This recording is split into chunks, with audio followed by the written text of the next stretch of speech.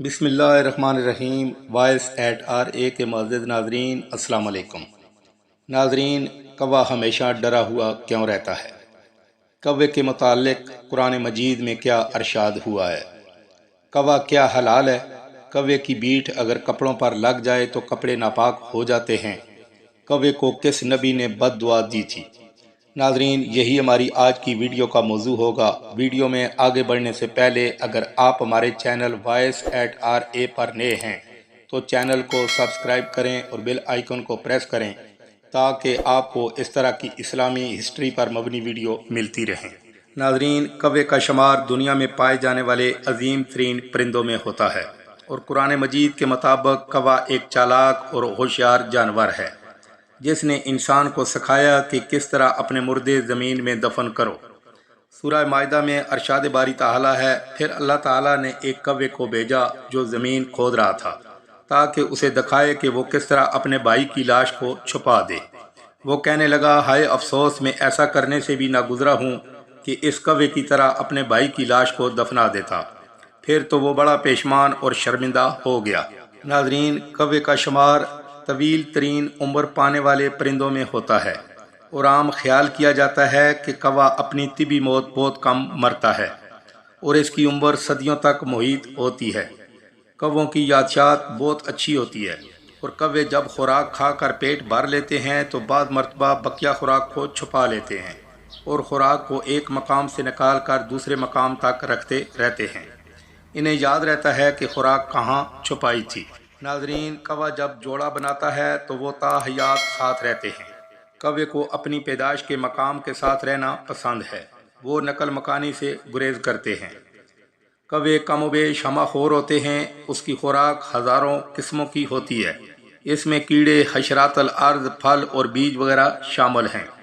ناظرین، کوا ماہر قسم کا انڈا چور ہوتا ہے، وہ دوسرے جانوروں کے گھونسلوں کی نگرانی کرتا ہے اور موقع ملتے ہی انڈے چرا لیتا ہے۔ ناظرین، بظاہر کووں کی کائیں ایک جیسی لگتی ہے مگر اس کے ذریعے وہ مختلف طرح کا ابلاغ کرتے ہیں۔ ان کی ایک پیچیدہ زبان ہوتی ہے، بعض اوقات کوے دوسرے جانوروں کی زبان کی نقلیں بھی اتارتے ہیں۔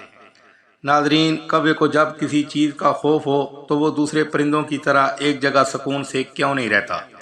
ناظرین، انسان کی زندگی میں کوے کا ایک کردار ہے۔ وہ پرندہ کوا ہی ہے جس نے انسان کو مردہ دفن کرنا سکھایا، انسان کی لاش کو مٹی میں دفنانا سکھایا، جس کا ذکر قرآن مجید کے حوالے سے ہم نے کیا۔ قرآن کریم میں جب حضرت آدم علیہ السلام اور اماں حوا سلام اللہ علیہ کے دو بیٹوں حابیل اور قابیل کا ذکر کیا گیا ہے، جن میں قابیل نے اپنے بھائی حابیل کو مار ڈالا تھا، تو کوے نے زمین پر گڑھا کھودنا شروع کر دیا اور کوے کو دیکھ کر قابیل کو اپنا گناہ دفن کرنے کا خیال آیا تو اس نے گڑھا کھود کر اپنے بھائی کی لاش دفنا دی۔ ناظرین، کوے کا جب کوئی ساتھی مر جاتا ہے تو یہ کوے اکٹھے ہو جاتے ہیں اور شور کرتے ہیں اور افسوس کرتے ہیں اور اس کو دفن کرتے ہیں، بلکہ انسانوں کو مردے دفنانے کا ہنر اللہ رب العزت نے کوے کے ذریعے سے ہی سکھایا ہے۔ ناظرین، کوے کے بارے میں علماء دیوبند فرماتے ہیں کہ حدیث پاک میں جانوروں اور پرندوں کے حلال اور حرام کا اصول بتایا گیا ہے کہ جانوروں میں جو ذی ناب ہوتے ہیں، اچلی والا دانت رکھتے ہیں جس سے وہ دوسرے جانوروں کا شکار کر کے کھاتے ہیں، جیسے شیر، چیتا، بھیڑیا، کتا اور بلی، یہ سب جانور حرام ہیں۔ پرندوں میں جو پنجوں والے ہیں، یعنی اپنے پنجوں سے دوسرے پرندوں کا شکار کرتے ہیں، جیسے شکرا، باز، چیل وغیرہ، اس طرح وہ جانور جو جلالہ ہے یعنی خالص نجاست اور غلاظت کھاتا ہے، اس کا کھانا بھی حرام ہے۔ فتاوی عالمگیری میں ہے، جو کوا ماز دانہ کھاتا ہے اس کا کھانا بلا شبہ حلال ہے، جو کوا دانہ اور نجاست دونوں کھاتا ہے وہ بھی حلال ہے، جیسے مرغی حلال ہے، حالانکہ وہ دونوں چیزیں کھاتی ہے۔ ہاں، ایسا کوا مکروہ ہے، ایسا کوا جو خالص نجاست کھاتا ہے وہ حرام ہے۔ ناظرین، حیات الحیوان میں لکھا ہے کہ وہ کوا جو چھوٹے قد کا ہوتا ہے جس کو زاغ کہا جاتا ہے وہ حلال ہے، مگر بڑے قد والا سیاہ کوا حرام ہے۔ ناظرین، اس قانون کے مطابق جو کوا حلال ہے اس کی بیٹ کو بھی پاک کہا گیا ہے اور جو کوا حرام ہے اس کی بیٹ بھی ناپاک ہے۔ اگر حلال کوے کی بیٹ کپڑوں پر لگ جائے تو کپڑے ناپاک نہیں ہوتے بلکہ وہ جگہ دھو کر نماز ادا کی جا سکتی ہے۔ ناظرین، کوے کے حلال یا حرام ہونے کے حوالے سے مختلف مکاتب فکر میں اختلافات پایا جاتا ہے۔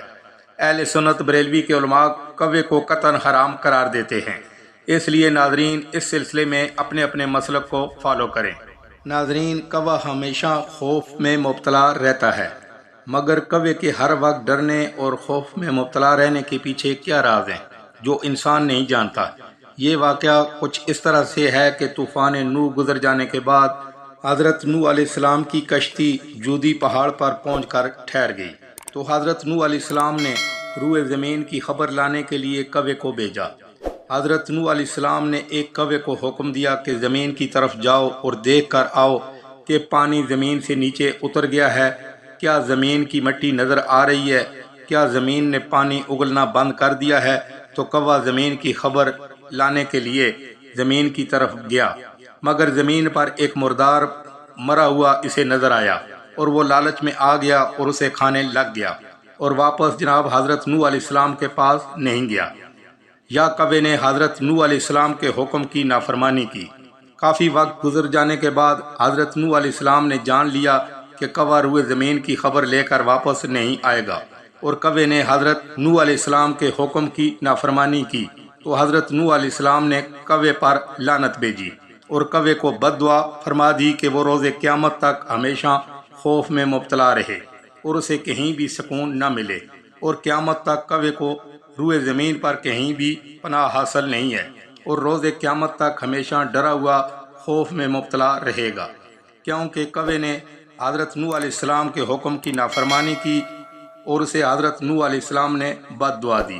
ناظرین، اللہ رب العزت کے پیغمبروں کی جس نے بھی نافرمانی کی، چاہے وہ انسان تھے یا جانور یا پرندے، سب کو نقصان اٹھانا پڑا۔ اللہ تعالیٰ نے اپنے پیغمبروں کی نافرمانی کرنے والوں پر عذاب نازل کر دیے، پیغمبروں کی نافرمان بے ادب قوموں کو نیست و نابود کر دیا۔